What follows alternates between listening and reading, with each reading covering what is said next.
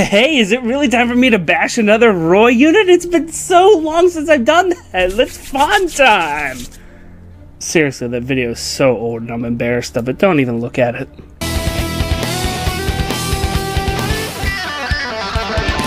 Full disclaimer before we go into this. I don't like Roy. Didn't like him in Smash. Didn't like his normal unit. Did not like his Brave variant, and I got a minus attack one, and I've learned a little bit about the game since then, and maybe I was a little too harsh on him, but not really. I still don't like Roy. So are we going to continue the trend of being disappointing with this build? Let's take a look. Let's get his digits. He actually has a good attack score. Overall, he's just a mounted horse archer, which I hate to say that's not impressive, but after you already have Ravelin, no matter who comes up in this spot, they're already in a tight fit already. So let's go ahead and take a look at what he swings with. Grade A plus, yes, it's an inheritable bow. It's pretty cool, in addition to it just being, you know, a bow that's inheritable. Whenever somebody is being engaged at a range, basically, so not distant counter, but any kind of range weapon, they lose all their hone style buffs, which is really cool, actually. It's not just limited to a particular type of unit, it's the whole ranged family, so that's actually really cool. We can see here his speed's terrible, and they know that because they gave us Death Blow as his A slot, so that's a nice cheap fix for things. He also has Reciprocal Aid. We're going to use that in a little bit, and probably the most exciting thing about his base kit, to be honest with you, is Bow Valor. I love the Valor skills. If you don't have a set of Valor skills, it's worth trying to get them. And taking a look at his scores, that's not a passing grade on this guy. The scores are divided into 4 different categories. Aggressor, meaning that's their ability to one-hit kill something. And honestly, for many units that have been coming out recently, that's pretty high. So Roy has something going for him, at least. Otherwise, the other scores are not good. Duelist is his ability to trade blows back and forth, and the fall ability and the deflector ability both have his ability to defend against attacks, and yeah, those are not great.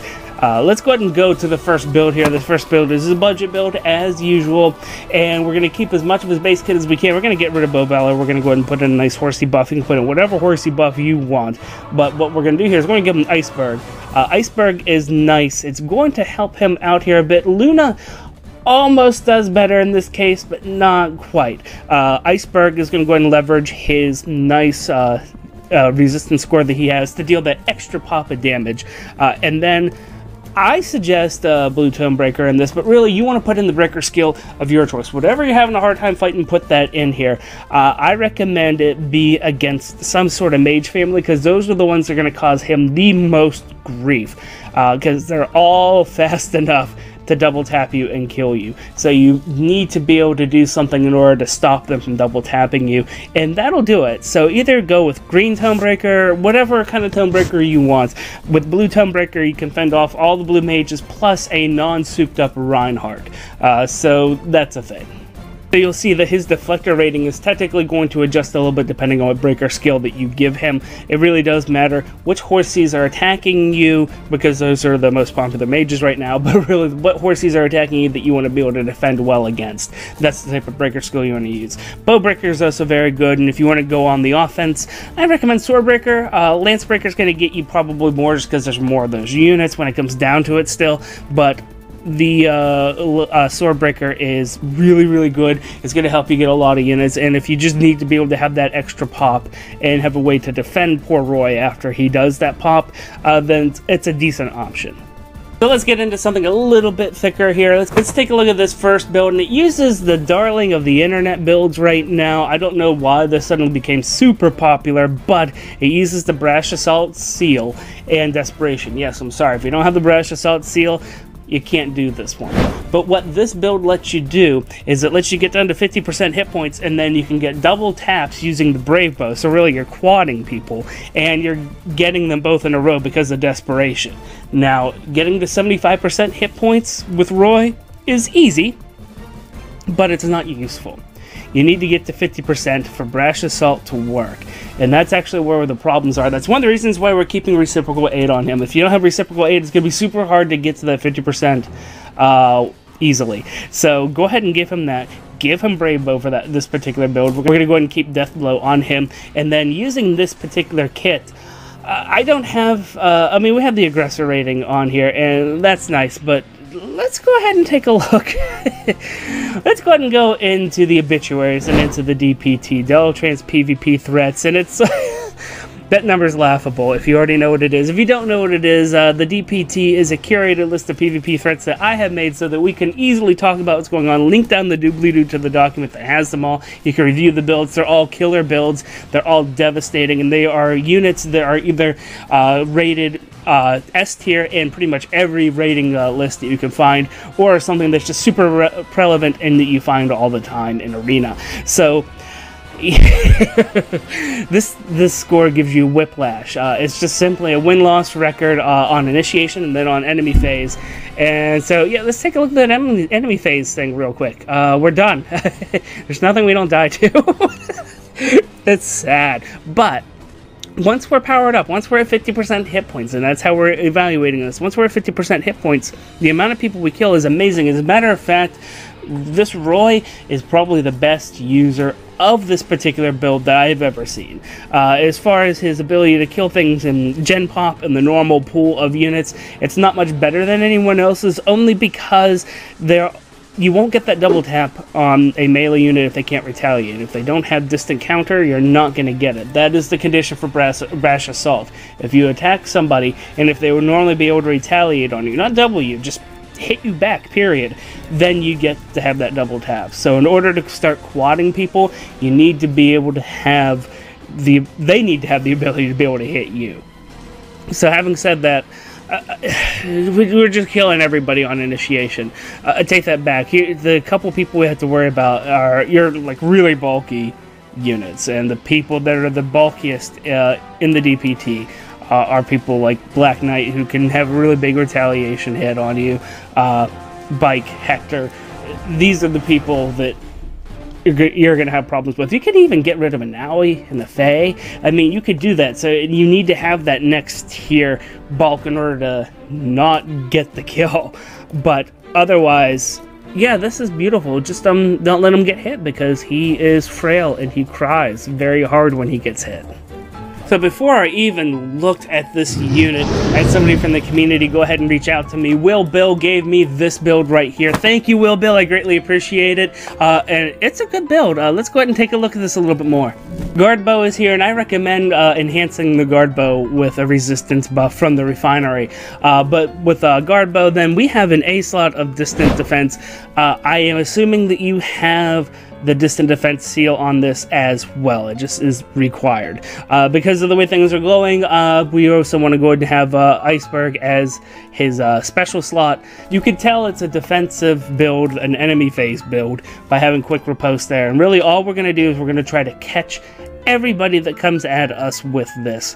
And it works rather well. Let's I don't have any of the ratings on this page, and the reason for that is because I don't accurately have a way to only show ranged attackers. Either it's aggressor, meaning one-hit kills, player face stuff, duelist, back and forth, or wall and deflector, where wall is physical damage and deflector is magical damage. Well, that means you're mixing different units in a couple of those. So once you step out of that realm, I don't have anything for just range, and that's where Roy actually excels. So let's go and take a look at the DPT, the obituaries for this particular build, and see what's going on here. This record is not fantastic, but once you see where you're getting your wins from, things start to get up really clear. You are able to intercept most of the ranged threats that are out there. The only ranged threat that is in the DPT that you're not catching on this is the horse Erica that came out a while ago. And nobody's running her right now for some reason, which is good for you because she's brutal. But you can't catch that. If you see one of those on the field, stay away because it's not going to work with this particular build. The other thing that I have a problem with this build is very similar to the builds that are going to follow. So my main gripe I'm going to hold on to for a moment.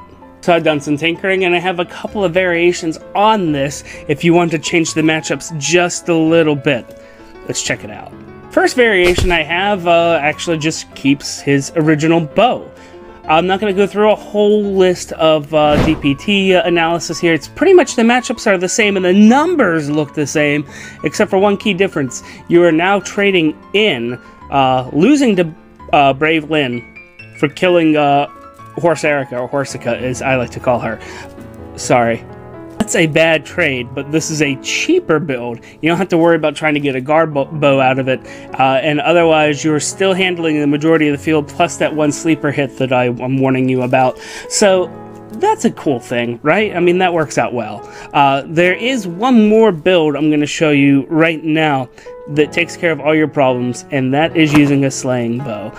It's funny.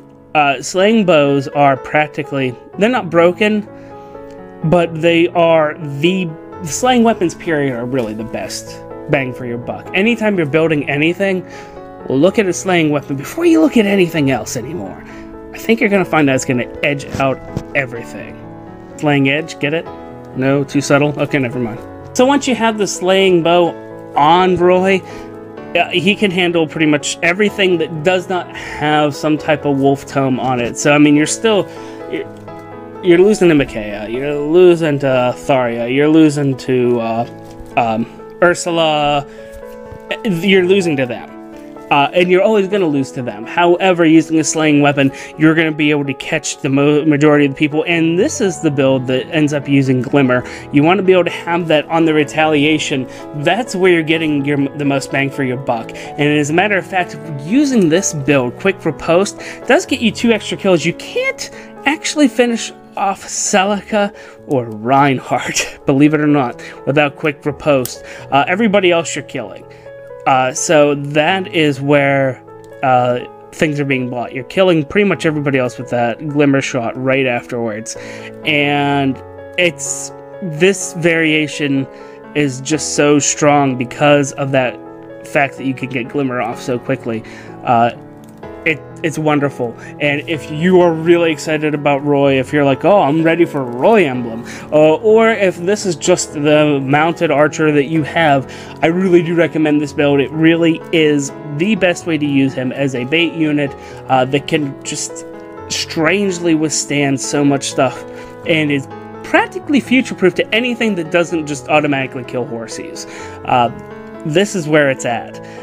Otherwise, you do have some flexibility, but it uses so much premium fodder in order to do this. You're either required to have a seal that every day that passes, you're finding more and more people who don't have it, or you're going to have to go ahead and find a Celica to burn for distant defense and use the distant defense seal. The only saving grace here is that Roy really does use the distant defense seal very well. Everybody likes to put distant defense on everything that can block something from a range, and it's not even that useful on that many of them. It's not even useful on some of the builds that I recommend, even whenever I say to use it, like some of the armored units, but unless you're doing something extreme, like trying to block an off-color, something that's already has advantage on you, and then that's not what you're trying to aim for.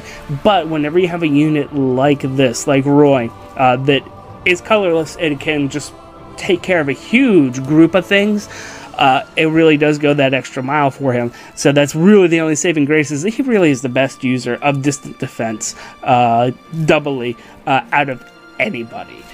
So he's not useless. No one expected him to be great after looking at him and knowing who his competition is, but to be frank with you, if you have one, you might as well build him. He's going to catch a lot of the mages. His original bow gets rid of all the buffs, so all the people are like, oh yeah, I just go ahead and stack all these armor buffs on my Lynn, and it doesn't matter. Lynn's dead. Celia, Erica, Reinhardt, they're all dead. When everyone's dead, then no one will be. No, that's not how that works. They're all dead. But this is where you get to get out your pitchforks and just start stabbing away. And let me know down in the comments why I should give all Roys another chance. Seriously, I'm not just instigating. I'd like to know why Roy is our boy. And do me a favor, if you like your Fire Emblem information hot and freshly grandma's cookies, hit that subscribe button. My name is Deltran. Thank you guys so much. I greatly appreciate all of you. And until next time, take it easy.